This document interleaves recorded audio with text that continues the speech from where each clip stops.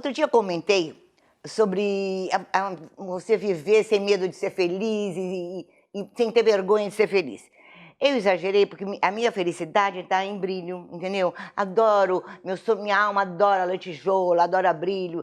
Mas acontece que tem outras pessoas que têm uma vida maravilhosa, que têm uma vontade enorme de viver, de fazer as coisas, e a alma não tem nem um pingo de lantejoula, sabe? Então essas pessoas são maravilhosas e eu acho que hoje nós vamos falar aqui com duas pessoas incríveis que não têm lantejoula, elas têm vento, que dá o maior prazer para elas. Elas não têm medo de serem felizes, não têm vergonha de usufruir de tudo que o vento pode dar. Agora, antes de qualquer coisa, vocês dão uma clicada, se inscrevam, põe o sininho, tudo, porque como vocês veem aqui, nós temos um monte de papos absolutamente diversos. Adrenalina vai ser pouco o que vocês vão escutar aqui nesse programa de hoje, tá? E cada um vai contar um pouquinho da sua história para vocês verem que máximo de história de vida.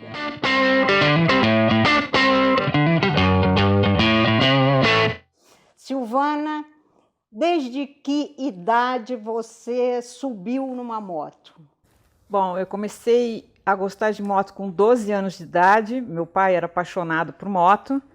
Andava na cidade de Atibaia, na terra. Tenho a minha primeira moto guardada até hoje, que é uma relíquia, né? Chapa preta, etc. Eu só parei de andar de moto durante a minha gravidez. Minha filha nasceu, achei que tinha que dar um tempo. Minha filha já tem 32 anos. E depois meu marido falou, tá na hora da gente voltar. E a gente está pilotando até hoje. A gente pilota até hoje. E você, Rafael? Muito legal. Em primeiro lugar, obrigado pelo convite. Eu sou apaixonado como a Silvana. Comecei com 4 anos. Meu pai me fez uma surpresa, eu já gostava de moto, meu pai tinha moto, meu irmão tinha moto.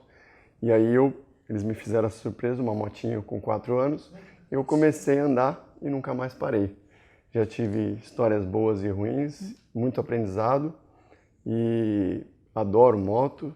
Tenho 2 filhos, a Rafaela que está aqui comigo hoje, o Patrick de 11 anos, a Rafaela de 9, os dois andam de moto.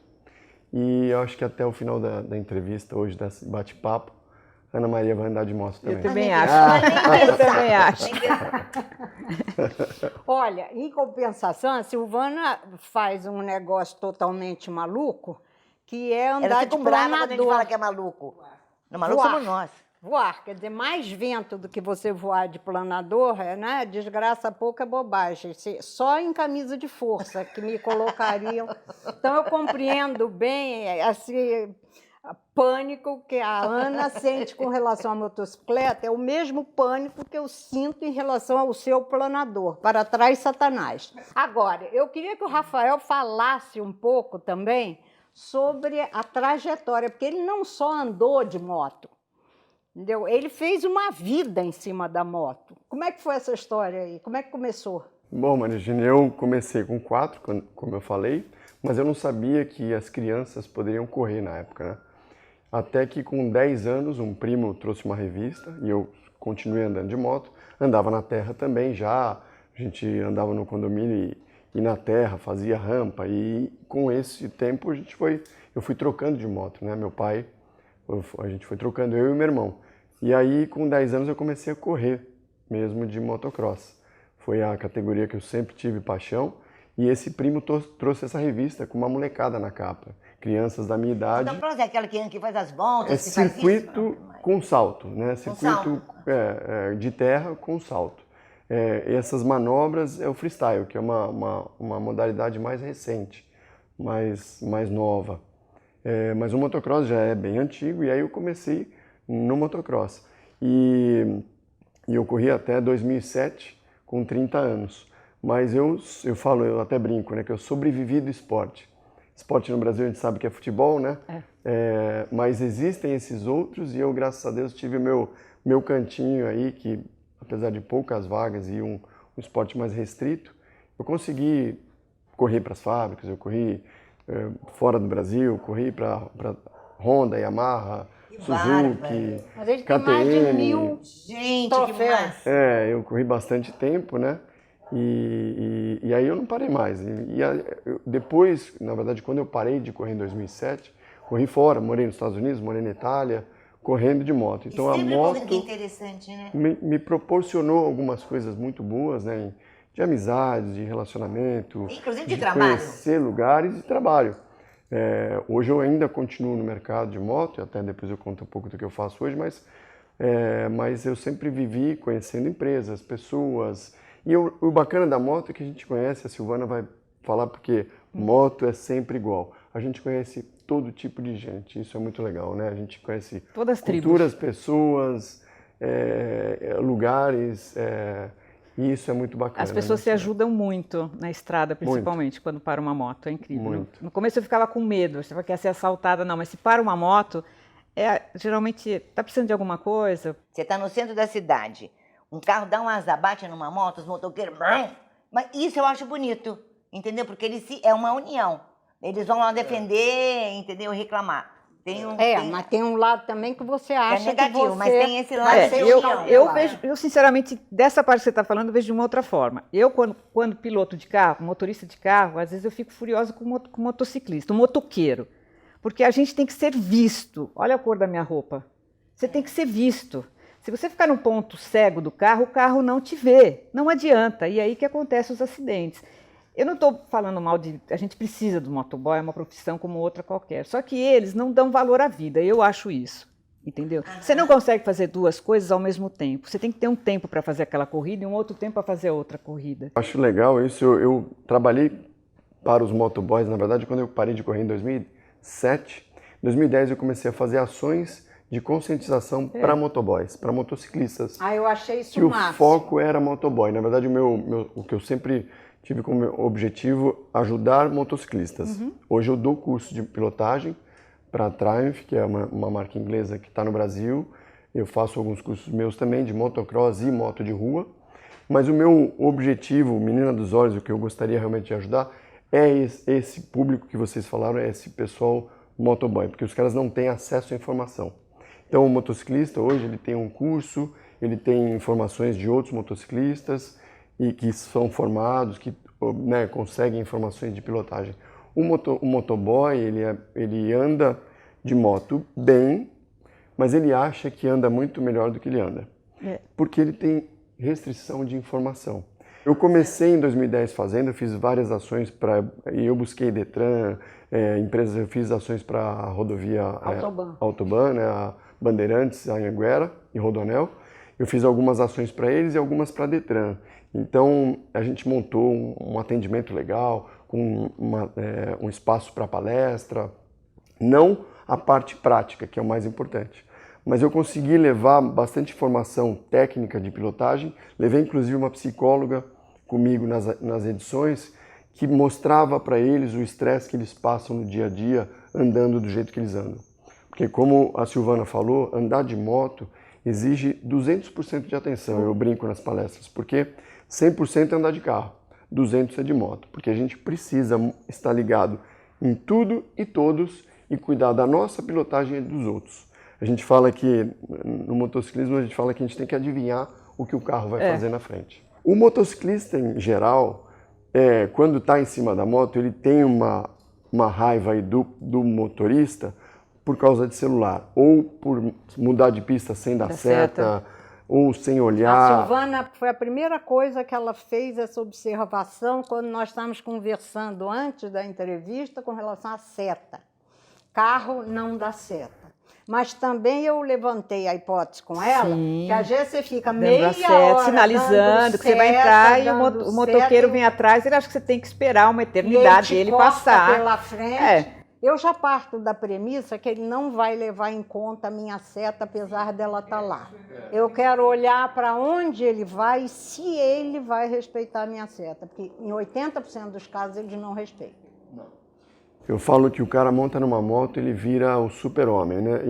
E o que traduz muito isso, acho que em 90 e pouco, ou 2000 e muito pouco, a Honda fez uma propaganda que colocava um cego na garupa e ao invés do cego segurar o piloto, ele abre os braços e sente a liberdade de andar de moto. Eu acho que isso traduziu muito o que um motociclista sente quando senta na moto. Por isso que eu falei que uma hora que você andar, Ana Maria, você vai virar motociclista. Porque a liberdade, o poder, inclusive, que você adquire ali é muito legal, é muito forte. E aí vai de pessoas e pessoas saberem dosar esse poder ou não. Então ele precisa realmente ter informações para usar esse poder de uma forma mais consciente, né? Perfeito. Esse é o ponto. Eu queria que eu fiquei assim siderada quando a Silvana chegou aqui com esse troço que ela está vestida, preto. Você Esse não colete. Fosforescente, Esse colete. você percebe que é Não, fosforescente? não, você Muito não, legal. é fosforescente, é Muito bico. legal. Eu salvou um amigo meu esse colete. Isso aí, isso aí é um Posso colete levantar? salva-vida. Não acredito. É assim, Ah, É bag. essa aqui é a roupa normal, com os protetores de cotovelo. Aqui, tenho nas costas, tenho no joelho, ó. E Tudo tem um no assim. ombro aqui também Tem que eu no vi. ombro também. Aí, eu tenho 2 anos, um amigo meu fazendo um documentário com o Olivier, aquele chefe de cozinha, pela Austrália. Um canguru atravessou a estrada e atropelou ele com a moto. Vocês não têm ideia. Ele estava usando um colete desse. Esse colete é usado em quem faz equitação, tá? Então a gente fecha ele assim. Aqui eu tenho um cabinho. Esse cabinho eu tenho um outro ligado no guidão da minha moto. Se eu caio, ele solta. Se ele solta, isso aqui explode, fica um não, airbag. é um airbag. É um airbag Airbag. total. Gente, que massa. Eu brinco que não você fica acredito. ficando igual um baiacu na rua, assim, entendeu? Você fica aqui, porque ele explode. Não acredito. Ele explode e salva a vida. Com certeza. Entendeu? E esse meu amigo que sofreu esse acidente lá na Austrália, ele foi salvo por causa do colete que ele Mas estava que usando. bárbaro. Por muito o capacete tempo. protege a cabeça 100%? Meu capacete é tão justo que nem esse brinco eu consigo usar quando eu estou com ele. O capacete, ele vai falar, vai dizer se eu estou certa, tem que ser muito justo, porque senão no tombo ele sai. E equipamento, né? É a voltinha no quarteirão, usa o equipamento.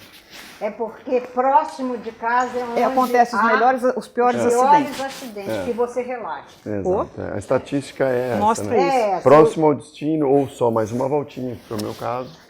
Então, porque Conta você aí já dessa desconectou, voltinha né? que você... Não, foi o meu acidente. Na verdade, acabou a corrida, eu tirei o capacete, comemorei Acabou a a vitória. corrida que ele tinha ganho, isso é que é o eu detalhe. ganhei a prova e a gente tinha corrido sábado à noite em outra cidade, foi um campeonato brasileiro, e domingo era esse outro campeonato, que era um campeonato extra, mas era muito bem organizado e tal. Então todos os pilotos foram para essa outra etapa, que foi em São José dos Campos. E aí a gente correu e aí acabou a corrida, eu estava bem cansado e eu ganhei a corrida. E eu tirei o capacete e aí o locutor e o pessoal falaram, dá mais uma volta e tal, e faz o salto que eu fazia na época, que era um salto que você saía de cima da moto e voltava no ar. E aí eu coloquei o capacete e dei mais essa volta, errei o salto e joguei a moto longe para eu não tentar controlar a moto, eu simplesmente soltei a moto no ar e fui voando. Mas eu estava a 5 metros de altura, pelo menos. E aí eu bati com a perna no chão e machuquei o meu joelho. Foi fazer gracinha. Fui fazer gracinha. Mas a gente não aprende depois, porque depois eu errei mais 2 vezes na minha carreira toda, da mesma forma. Eu falo que eu machuquei 3 vezes. Essa vez o joelho, e eu perdi o movimento do pé, rompi nervo, porque eu estava também sem uma joelheira, que é super importante, mais uma coisa que é o equipamento. Eu usava uma casquinha bem fininha, e existe uma joelheira articulada para os pilotos, feita em fibra de carbono, titânio, ela é toda muito, muito bem estruturada. Eu estava sem, eu tive, 1 ano antes eu tinha estado nos Estados Unidos, morei lá e me ofereceram para usar esse equipamento. Eu não quis, porque eu falei, não, muita coisa aqui, vai me incomodar. E eu machuquei, talvez teria machucado menos, mas não como foi. Então eu deixei de usar o equipamento, ponto, que é o que a gente falou, uma voltinha no quarteirão, põe o equipamento. Às vezes você lava a moto, vou dar só uma volta no quarteirão, vou de chinelo, sem capacete. É aí que acontece, né? A gente tem exemplos, até o marido da Viviane Senna, né, faleceu exatamente fazendo Não isso. brinca. Uma volta no quarteirão sem capacete, que ele tinha lavado a moto, e aí caiu numa guia, bateu a cabeça. A consciência de andar de moto, eu defendo muito isso, eu gostaria muito sempre de cada vez mais levar à frente a história de conscientização, de instrução, como a Silvana está fazendo o curso de pilotagem de voo. Você não vai pegar um avião e sair voando, a moto pode fazer isso. Por isso que as pessoas têm que receber instruções, têm que treinar, porque a estatística e a imagem da moto é de muito acidente, é ruim, por falta de atenção, por falta de consciência. Muitos acidentes poderiam ser evitados, a maioria, eu digo. Né? Andar de moto não é o terror que as pessoas têm a imagem. Talvez até a Ana Maria tenha essa imagem. Então, existe risco? Existe, claro, a gente tem menos proteção. Mas existe muito pouca informação para muitas pessoas. Rafael, a gente vai ter que abordar todos esses assuntos outra vez, porque isso aí é pano para manga, viu? Olha, adoramos que vocês fiquem aqui com a gente, tá? Vocês veem que é uma abordagem totalmente atípica do nosso normal, do nosso padrão. Curta o nosso canal, clica aqui, se manifesta e dê sua opinião, porque deve ter muita gente aí ouvindo a gente que tem motocicleta, que tem esse prazer imenso em dirigir sob todos os aspectos. Tchau, gente.